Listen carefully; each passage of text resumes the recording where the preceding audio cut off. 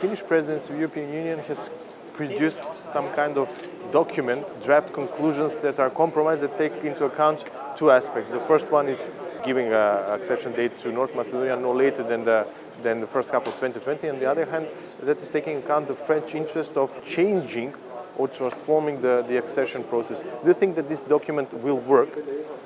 Well, it's too early to say. Actually, our intention has all the time been that we would like to have both North Macedonia and Albania talks starting now, and we have had a positive attitude that, and we know that there is actually a big group of EU countries who have that position.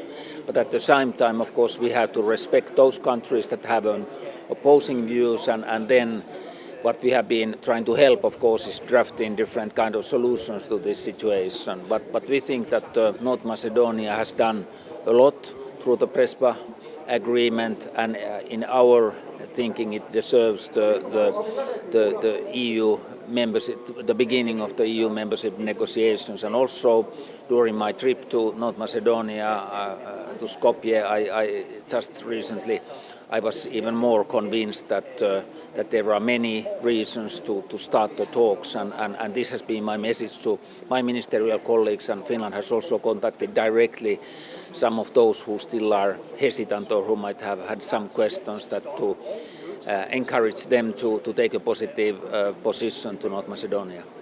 What are the signals from your French counterpart concerning these draft documents, conclusions that you have produced? Well, it's too early to, of course, to speak on their behalf, but of course France is among those countries that we have bringing our message and our impression about my recent visit to North Macedonia, and also the information that we have received from North Macedonians on all the steps that they have been already taken. What are the other countries? Are there any other countries that are reluctant except for France? Well, we had, of course, a long process where, for example, the position of the Bundestag, the German parliament, was decisive, and I know that Netherlands also had issues pending on the parliament and so forth, but we are actually coming to the last steps of the process, and as presidency we are trying our utmost, but we know at the same time that we need a consensus on this issue, and we try to work for that consensus. If this plan doesn't work, do you have a plan B, scenario B? Well, it's too early, of course, to at the moment to think or to speculate what will happen in this or that scenario. But I think our position is that the Western Balkans shouldn't lose the EU perspective, and we should do our utmost to keep that perspective on and get those most advanced countries like North Macedonia on board rather earlier than later.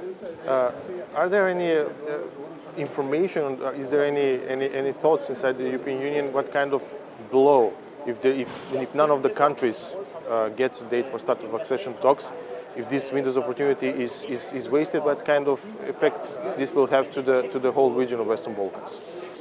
Well, again, that is of course speculation. What can happen in that region, and what could happen if as a whole the EU perspective is lost. But our message has all the time been that we have invested already so much in the Western Balkans after the Yugoslav war and so forth, that it's now time to conclude that investment and those relations that are very close to all Western Balkan countries. And also when we look at the map, Western Balkans is not somewhere outside of Europe, it's actually very much in the middle of Europe, and that also means that we have to have more enhanced cooperation with the Western Balkan countries.